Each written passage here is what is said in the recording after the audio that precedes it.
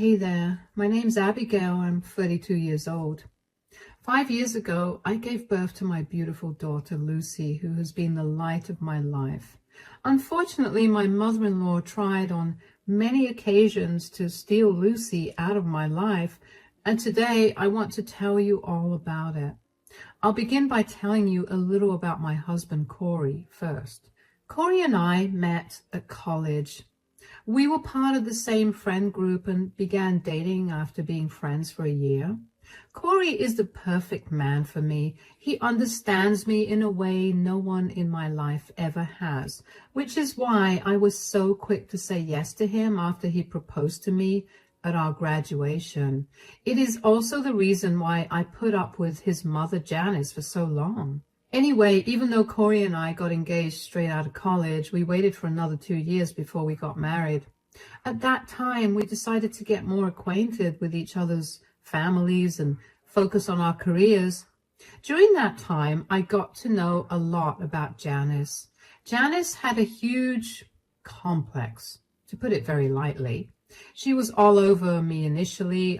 She called me her daughter after meeting me only once. Let me explain it to you a little more clearly. Janice has 4 children and all of them are boys. However, Janice's big dream has always been to raise a girl. Corey is the youngest of the 4 children, and every single one of his brother's girlfriends, and then later their wives, also had to go through what I went through. What also didn't help was that all of Janice's grandchildren were also boys. So she was really desperate for girls in the family. I didn't mind it, although I did find it a little odd. I figured her liking me too much was better than her hating me, so I considered it a win for me. Anyway, after Corey and I got married, we were doing very well financially. So we decided that we wanted to have a child. It took a few months of trying, but I eventually got pregnant. Corey and I were over the moon about it, and we threw a huge party to celebrate it. When it came time to figure out the gender of the baby, we had a small and intimate gender reveal party, which we invited Janice to. We found out we were having a girl, and Janice practically screamed with joy. I had never seen a more wild look in her eyes than I did that day, and that's including everything that's coming in this story. After I gave birth to my daughter, Lucy, Janice made herself a permanent fixture in our lives. Corey and I tried our best to keep her away, and we strictly told her that for the first 6 months of Lucy's life, we were not letting anyone into our house because that time was going to be used as family bonding time. Janice begrudgingly agreed, but once the 6 months were up, she was on our doorstep. Initially, it was nice to have her helping me, but then I began to notice her treating Lucy like she was her baby. She would refer to Lucy as her daughter to everyone she would talk to. It would irk Corey and me, so we brought it up with Janice, but she just brushed us off. Then, when Lucy was a year old, I caught Janice trying to get Lucy to call her Mommy. When I tell you I almost lost my mind, I mean it. Corey had to physically restrain me from saying a lot of hurtful things to Janice. I still let that go. I didn't stop Janice from coming over even after that. I just made sure to always monitor her time with Lucy. But then one day, after I set Lucy to sleep, Corey and I decided to take a nap as well. Usually we only got 2 hours of sleep tops before Lucy woke us up with her crying. So imagine our surprise when we woke up 5 hours later to a very quiet house. We went to check in on Lucy and she wasn't in her crib. She wasn't anywhere in the house. The entire day it had only been the 3 of us, and I remember I had made sure to keep all our doors and windows locked. I checked the baby monitor and I saw Janice had taken Lucy out of her crib. I was hysterical by that point. Corey and I drove over to Janice's and I only prayed that Janice still had Lucy. When Janice opened the door to us, she looked surprised to see her. But I didn't care about that because I heard my baby crying and I rushed in to grab her. "What are you two doing here?" "Oh my God, that's my baby. Corey, Lucy's in here. Mom, why would you take Lucy without telling us? Oh, I told you guys. You must have forgotten. We didn't forget anything because you never told us anything. You broke into our house when we were sleeping and you took Lucy. I didn't break in. You gave me a spare key to your house and I thought I'd drop in. I rang your doorbell many times and I got no answer. I heard Lucy crying, so I let myself in and took care of her. And you brought her over to your place as well? I just didn't want to disturb you guys. I know how hard it is to sleep with a baby at home. Cut it out with the excuses, Janice. You tried to kidnap our child. Kidnap? I did no such thing. You literally did. The very least you could have done was wake one of us up. You did not have to take Lucy out of the house and keep her here without informing us. It slipped my mind. I'm sorry. No, Janice. Sorry will not cut it this time. You've tried to do enough to undermine my role as Lucy's mother. What are you talking about? What I'm talking about is how you've been trying your best to make sure that Lucy calls you Mom. You tried to parent my child by telling me what is right and wrong for her. You're a first-time mom and I'm just trying to help. Trying to help is not the same as forcing your opinions on my child. Trying to help is giving me suggestions and tricks on how to deal with certain things. That's what I was trying to do. No, you are not. I don't understand why you're doing this only to Lucy. You were never this way with any of our other grandkids. Lucy is my first granddaughter, okay? All my life I've only ever raised boys, and I thought that I could be a part of Lucy's growth. So just because you never got to have a daughter, you think that it's okay to try to parent mine? That's sick. No, it's not. Look, Mom, Abigail and I have remained silent about your behavior for long enough. But after the stunt you pulled today, we're done. We don't want you near Lucy at all until we decide it's okay. You can't rob me of my daughter. She is not your daughter. Get that out of your head. And stay away from us. Because if you try to come over, I will call the police and report you for kidnapping. I stormed out of her house with Lucy in my arms. I didn't think I would have been able to stop myself from hurting Janice for the way that she not only took my child from me, but also for how much she scared me. After that, Corey and I decided that it would be best for Janice to not be around Lucy at all until we decided it was okay. That period lasted a year. When we changed our locks and always double-checked to make sure that all our doors and windows were locked. Initially, Janice tried her best to contact us again, but we put a quick end to that. Janice backed away after we told her how serious we were pressing charges against her. Janice then began to make an effort to mend our relationship. At first, I did not let her new behavior affect me or change my decision, but over that year, I began to see real change in her. So Corey and I decided that we would let her be around Lucy, but only under our strict supervision. We only made that decision because we didn't feel like it was right to deprive Lucy of being around her grandmother. Janice was just happy to be around Lucy, and she behaved herself in general, so I was happy with that. We didn't have many arguments or issues regarding her complex either. For the next 3 years, everything was great. And then something horrible happened. I was on my way home from work one day. I was driving carefully because I knew how dangerous the road I was driving was. It was a one-way road that led to an intersection, and the road was almost pitch black in the dark. I had heard of many accidents happening on that particular road, which was why I always made sure to drive as carefully as I could. I remember driving and then feeling something hit me, and then everything faded to black. The next time I woke up, I saw the ceiling of the hospital. My head was pounding, but I still opened my eyes fully, and looked around the room. I was hooked up to an IV and a heart monitor. Corey was asleep on the chair, and before my brain could process what was happening, I was speaking. "Oh, why am I here? Oh my God, you're awake. What happened? You were in a horrible car crash." "What? You got so lucky, darling. I don't know what I would have done if I lost you." "What do you mean?"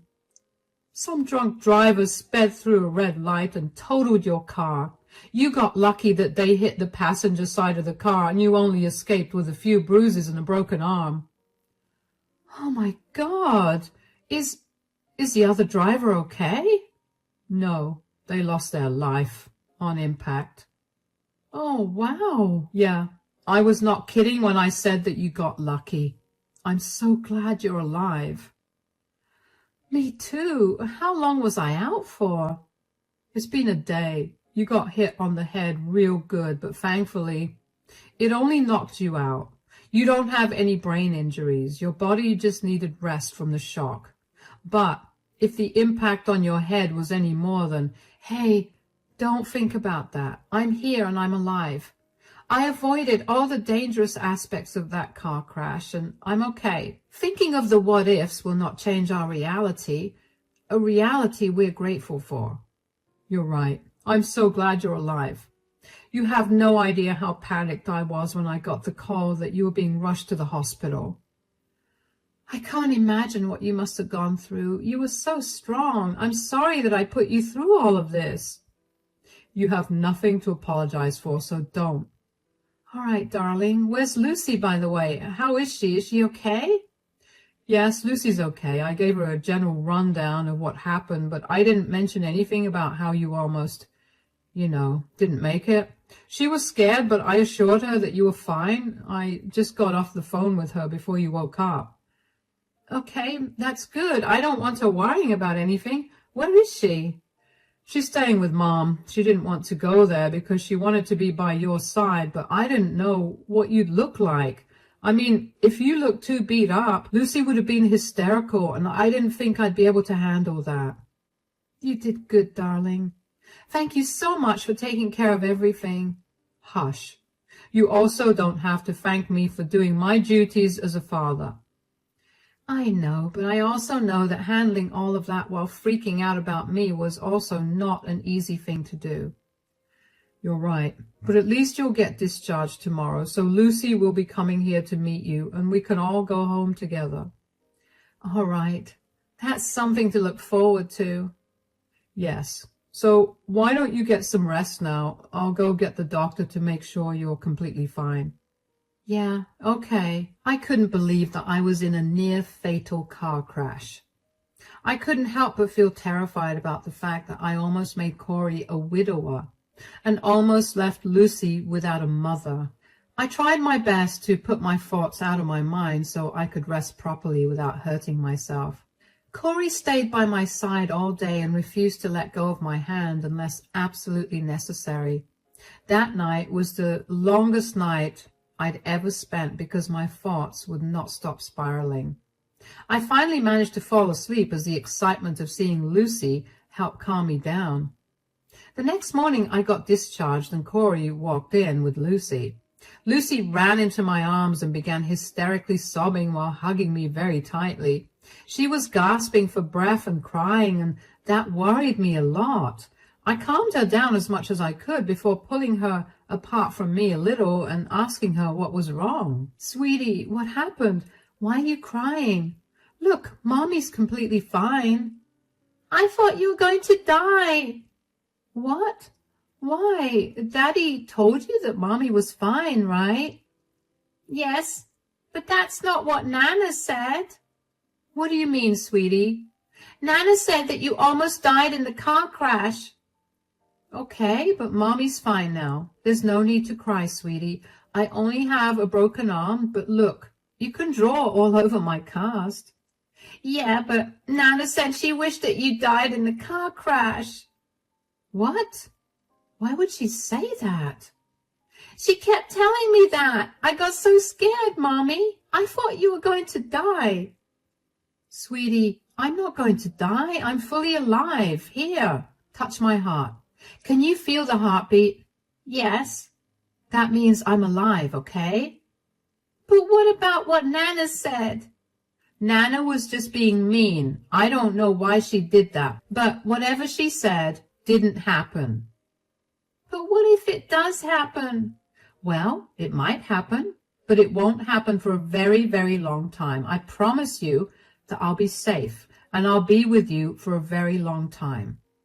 Okay, I believe you. Good. And I promise you that I will talk to Nana about this. I don't want to see Nana again. She scared me so much. I don't want to be around her because she's mean. Of course, sweetie. I'm not letting her be around you at all. Thank you, Mommy. You're very welcome, Pumpkin. You've been a very brave girl. You know that, right? Really? Yes. I have the bravest little girl, and I couldn't be prouder of that. Now, how about we go get you some ice cream for a treat? Yay, okay. I was furious. I couldn't believe that Janice would say something like that to Lucy at a time when I was genuinely in danger. Not to mention actually wishing death on someone, especially your own daughter-in-law, has got to be the most inconsiderate and disgusting thing that I have ever heard. I took Lucy out for ice cream after I got discharged, and when we got home, I put her to bed. I tried my best to look happy for her, but on the inside, I was trying my absolute best to not dial Janice's number and give her a piece of my mind. Corey did not see any of Lucy's breakdown because he was busy filling out the paperwork for my discharge. So after Lucy was asleep, I filled him in on what happened with Lucy. Corey was just as angry and upset as I was. In fact, he reached for his phone and was ready to dial for Janice when I had an idea in my head. This was the last straw. I knew that Janice had truly not changed at all, and she would not stop trying to be Lucy's mother. She needed to be shamed, and she needed to learn her lesson. I told Corey that I would like to invite Janice over so I could record her confession and then play it at her birthday dinner that weekend. Corey loved my plan, so I went ahead and called her. Janice sounded concerned for me, but I shut that down by pretending to be really tired and in no mood to talk at that moment. I invited her over, and Janice sounded a little nervous when she agreed. Janice was all set to come over the next day, and Corey and I were all set with a small camera hidden in the living room that was aimed at where Janice was going to be sitting. When she pulled up in the driveway, Corey answered the door and let her in before telling her that he had to go run some errands. She walked into the living room where I was sitting. Oh, Abigail, I got so worried when I heard that you were in a car crash. I'm so glad you're okay. Cut it out, Janice. What? What do you mean? I know what you told Lucy. I have no idea what you're talking about.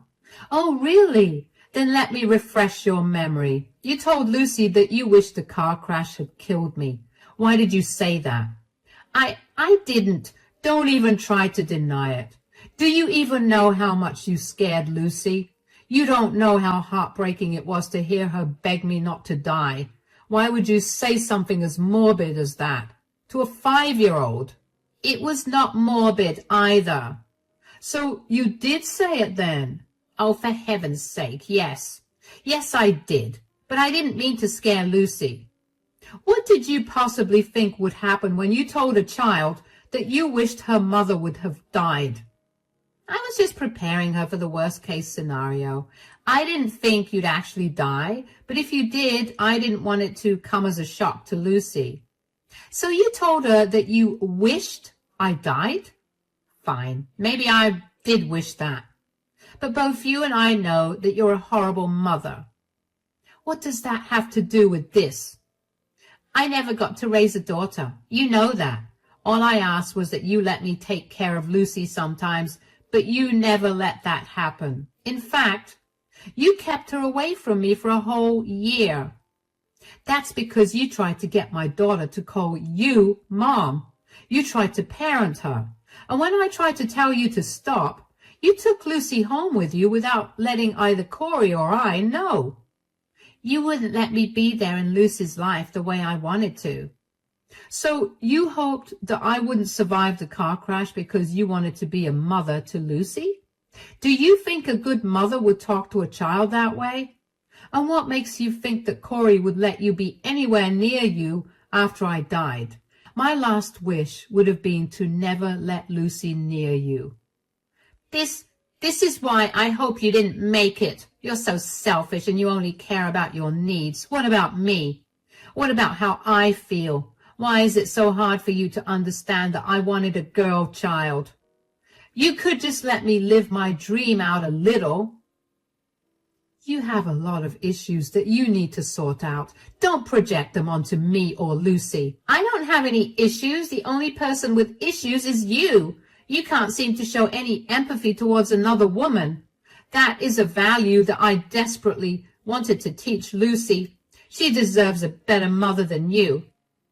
If you think you'd be a better mother than me, then you should know that Lucy does not want to see you anymore. That's because you poisoned her mind against me. I didn't do any of that. I told you that you scared her a lot, and she did not like that. I'm not going to let this go. You're going to regret this. I'm going to get my granddaughter back, and I'm going to tell her about how awful you are. And when she leaves you for me, I'll laugh in your face when you cry. I couldn't believe how twisted Janice's thoughts were. Did she honestly believe that I'd let someone else be a mother to my daughter? I was furious, but I also knew that I had a better plan in mind. That weekend, Corey and I decided that we didn't want Lucy to come for Janice's birthday dinner. We dropped her off at my friend's place and made our way to Janice's. When Corey and I arrived at Janice's house, I told Janice that I had a birthday video present for her. She was delighted, and she let me play it on the TV. She made everyone gather round to watch it. Well, all the chatter among the guests died just a few seconds into the video. Janice's face grew pale, and there she was, confessing that she wished the car crash was fatal for me, and that she told Lucy that so that she could steal Lucy from me. All of the guests looked uncomfortable and shocked. I explained to everyone that this was the reason that Janice would no longer be allowed near my child, and that I would expect everyone to respect those wishes of mine, which I only said because sometimes when we ask one of Corey's siblings to babysit Lucy, they drop her off at Janice's if they had sudden plans come up. Corey and I left after that, so we didn't get to see any of the fallout. I heard from Corey's sister after, and she told me that Janice started yelling that I had fabricated the video, but none of them believed her. They all left shortly after Corey and I left. Of course, Janice called me the next day to yell at me. Why did you do that? Why did I do what? Don't act like you don't know what I'm talking about. How dare you record me without my permission? I had to have proof of how crazy you were. And you thought it was okay to show it to everyone? Do you even know how I'm being treated by everyone right now? I hope they're all treating you like the psycho you are. They're treating me like I'm a disgusting person. Well, you are you not? Or do I need to send you the video of how you behaved and the things you said so you can see it for yourself again? I'm not crazy. I only wanted empathy from you. You wanted empathy from me after you scared my child by telling her that you wished I did not survive the car crash. I told you I did not mean to scare Lucy. Whether you meant to scare her or not, you weren't supposed to say something like that to her. Why is that so hard for you to understand? You've poisoned everyone against me. I told Corey that it was not a good idea to marry you. I didn't poison anyone against you. This is the consequences of your actions. Deal with them now. I don't have to suffer any consequences. You've pitted everyone against me because I expressed my feelings to you. You shouldn't have feelings like those to begin with. I get that you wanted to have a daughter, but trying to overtake me by trying to be a mother to my child is not the way to do it. You could always adopt a child or try fostering. There was no need to treat me or my child that way. Are you kidding me? Adopting or fostering kids is completely out of the picture.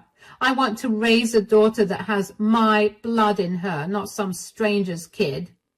Wow. See, this is how I know that you can't possibly be a good mother. Shut up. You need to make this right. Tell everyone that you edited that video to make me look like a crazy person.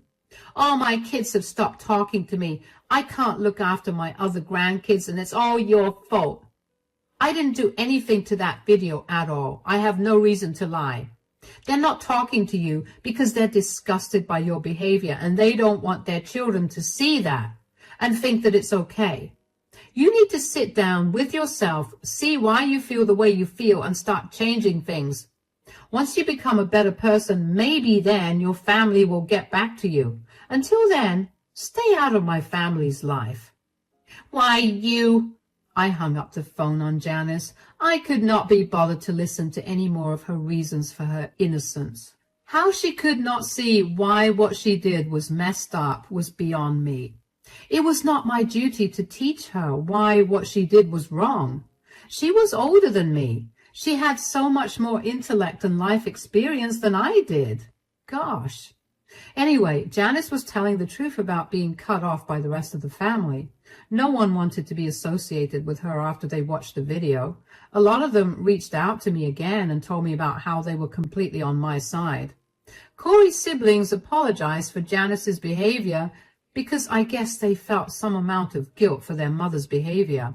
Of course, I told them they had no reason to apologize. I thought that was going to be the end of it, but I should have been at least a little smarter because clearly there's never an end when it comes to Janice. She always has to get her way, and she'll go to any lengths to get it. Janice decided that even after everything, she still wanted contact with Lucy. She completely disregarded all of Lucy's wishes because she wanted to see Lucy. She filed for visitation rights using her grandparents' rights. Thankfully, I had carefully documented all of Janice's behavior over the years, so I had more than enough evidence of why exactly it was necessary to cut her out of my daughter's life. The court ruled in my favor, and Janice broke down in the courtroom and began wailing. I wish I was joking, but it really was very embarrassing to watch. I don't know if she expected that to sway the judgment, but it definitely did not. Janice still tried to contact me and then tried to tell me that I had cast some magic on the jury and the judge, which was why they ruled in my favor. Janice was progressively getting more and more unhinged. It was concerning, and while I would have loved to do something for her, I knew that I had to put my family first. So after a lot of talking and family discussions with Lucy, Corey and I decided that the next best course of action for us to take was to move away. We lived in constant worry that Janice would randomly show up at our door or would even try to break in. We changed all the locks, of course, but her behavior was beginning to scare us. And that's where we are right now. Corey and I both managed to find great jobs in another state, and we're currently packing up all our things to move. I'm incredibly sad that we have to leave all this behind, but I'm glad that I got to have a good amount of happy memories here. I know that with Janice out of our lives for good, there can only be more happy memories, and I can't wait to create those. Wish us luck, and thank you so much for listening to my story.